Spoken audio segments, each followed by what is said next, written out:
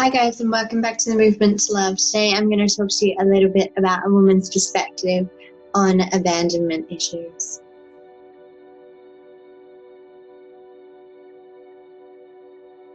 Thanks for joining me. So I'm going to talk to you a little bit about a woman's perspective on abandonment issues because I had someone who was manifested into my life, and they showed me a reflection of me, and they were scared of committing to a soulmate in a sense that they'd manifested in their life.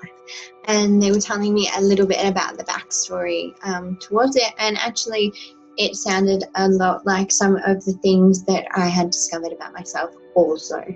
And so a woman's perspective is that if you feel like all of a sudden this man cannot fulfill your needs for some reason, and mainly it'll be security.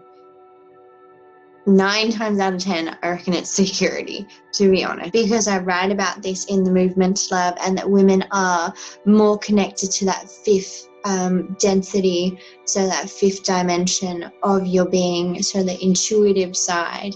And so the base chakra, sacral chakra, solar plexus, all of the lower chakra systems about security and safeness within your body and within yourself and within the environment around you isn't really that natural for us, as this is the third dimension matrix that is founded upon a masculine dominant energy right now.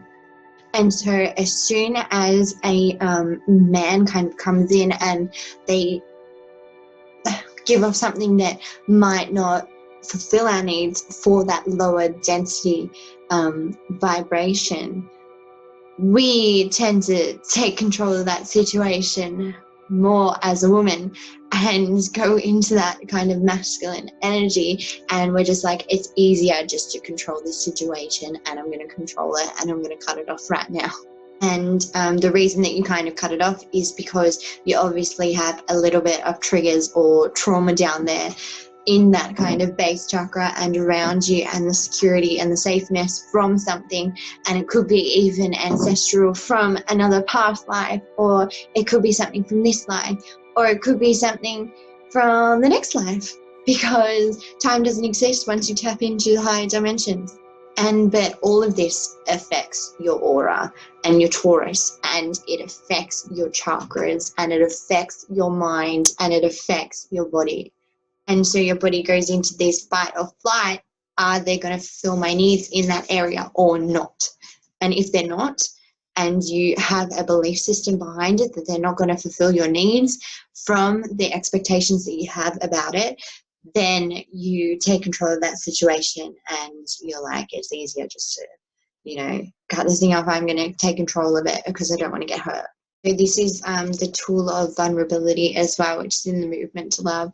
And it's about opening up that communication, and also the polarity of balancing energy. So it's about balancing your own energy inside, so that masculine energy and that feminine energy inside of you, and projecting that on the outside via the tool of vulnerability, and talking to other people about it, and communicating and talking to the other person about it. And